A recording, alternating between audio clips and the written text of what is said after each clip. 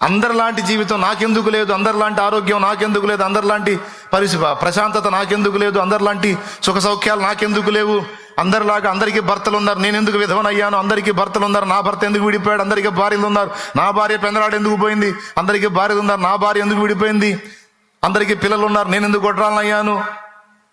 ఎక్కువ శాతం మన బాధ అంతా కూడా ఇప్పుడు మన సమస్యలతో పాటు ఎదుటి వాళ్ళని చూసి ఇంకా ఎడుతుంటాం. నాకు పిల్లలు లేరన్న ఫీలింగ్ కాదు, వాళ్ళకు ఉన్నారన్న బాధ.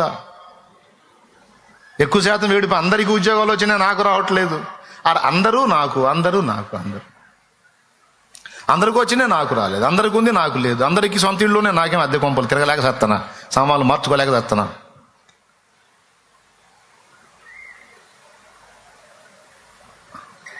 రాదా ఇలాంటి ఫీలింగ్? రాదా ఇలాంటి డౌట్స్ రావా?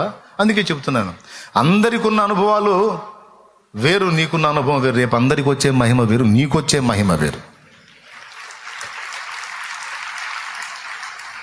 చెయ్యనీయవయా, ఆయనకి ఇష్టమైన పాత్రగా చేయని, నిన్ను ఆయనకి ఇష్టమైన అనుభవాల్లో కూడా పోనీ, నిన్ను తీసుకెళ్ళని.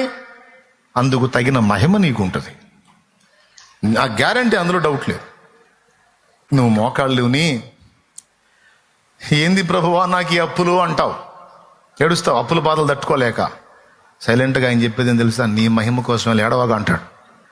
ఏం మహిమ? సొక్కా పట్టుకొని లాగేటట్టున్నారు రోడ్ల మీదకి. మహిమ అంట మహిమ, గాలంతా పోయేటట్టుంది. ఏంది మహిమ? పరువు నిలువున పోయేటట్టుంది. మహిమ అంట మహిమ, ఊరికా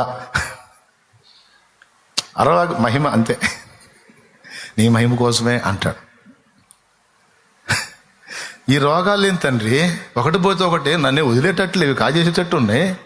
ఏంది ఈ రోగాలు? నీ మహిమ కోసమే అరవాక అంటాడు. మహిమ కోసం. రోగాలు వచ్చి మట్టికి పోయేటట్టు మహిమ కాదు. లేదు, మహిమ వచ్చింది అంతే. ఉద్యోగం సద్యోగం లేకుండా తిరుగుతున్నాను ఆయన జులాయి లాగా. ఏంది నాయన ఈ బతుకు అంటే, ఊరుకో నీ మహిమ కోసం అంట. అవసరంలే అంటాడు. నువ్వు ఏ బాధ అన్నా చెప్పు, ఏ శ్రమ అన్నా చెప్పు, చెయ్యని వచ్చి నెత్తిన పడుతున్నాయి తండ్రి, ఏంది నాయన, అరవాక్ నీ మహిమ అంటాడు.